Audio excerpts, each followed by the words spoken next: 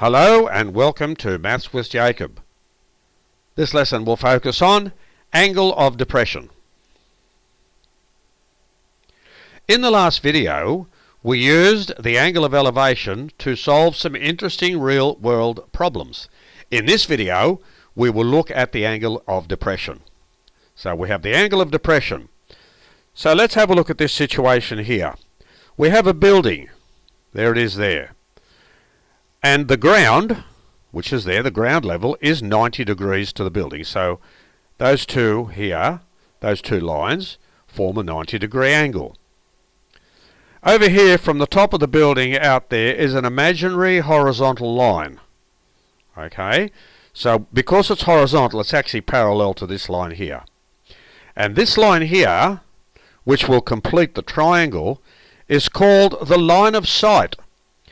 When the person at the top of the building looks down and sees the cat here, that line of sight forms the hypotenuse of the right angle triangle.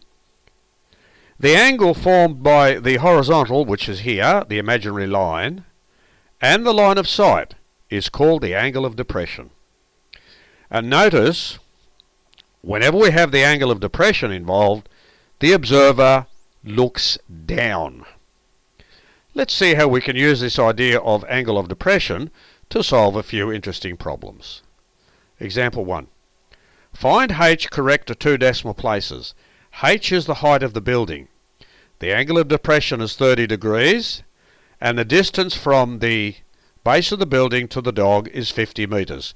We have to find h correct to 2 decimal places.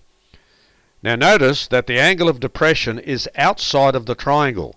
So we have to use that information to find an angle inside the triangle before we can do our calculation. Let's see what happens on the next slide. If that's 30 degrees, this is 60 degrees because this here, that imaginary horizontal line, and the side of the building, they form 90 degrees. So hence that's 60 degrees there. Okay, so now we're getting close to solving our problem because we have an angle inside the triangle.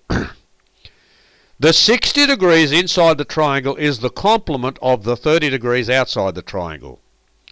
All that means is 30 plus 60 equals 90. Complementary angles add up to 90 degrees. We will now see the solution on the next slide, so let's have a look. Remember that was 60 and we've already worked it out because it's the complement of 30. That's 30 because 60 plus 30 is 90, 90 plus 90 is 180, so it's easy to see that that's 30 degrees. Now we're going to use the green 30 degrees inside the triangle. We could use the 60 if we wanted, but the reason I've chosen to use the 30 degrees is that in our calculation the unknown letter that we're after appears on top of the fraction. So tan 30 equals opposite over adjacent, which is h over 50 meters. Multiply both sides by 50 meters to give us h equals 50 meters times tan 30. When we put all that information into the calculator, the height of the building is 28.87 meters, correct to 2 decimal places. Let's have a look at the next example. Here we have a lighthouse. The angle of depression is 20 degrees.